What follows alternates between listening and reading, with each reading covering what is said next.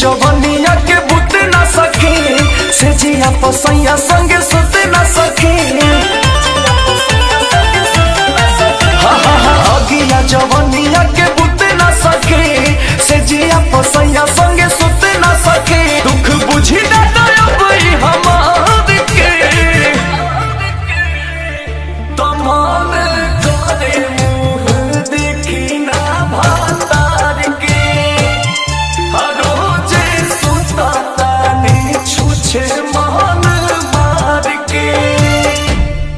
मन करे मुँह देखी ना भतार के रोज सुततानी छुछे मन मार के।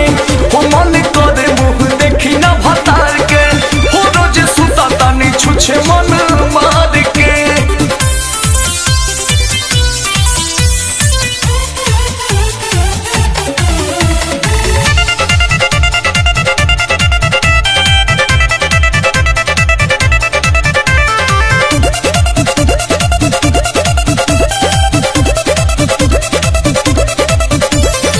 भरे न मनता धनी बलम के लेके सके हमका चाहती है। दिला शराब बाप पियावा के लहगो होखे जवानी होकर माटी धोई दे तरो मोर जार के। तो मन करे मुँह देखी ना भातार के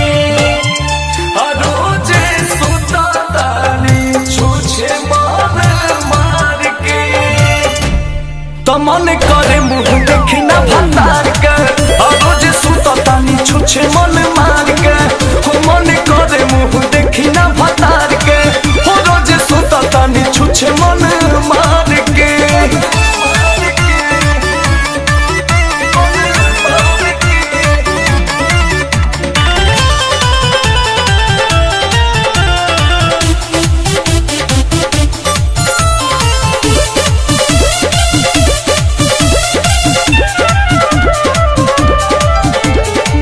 जगला भर में ना देही में साटे सुतेला वो करब हटे। गरादा अंकुश के याद आवे कतना सखी हो पूछही माते। जब याद आवे नैहर वाला प्यार के तो मन करे मुँह देखी ना भातार के रोज सुततानी छुछे मन मार के।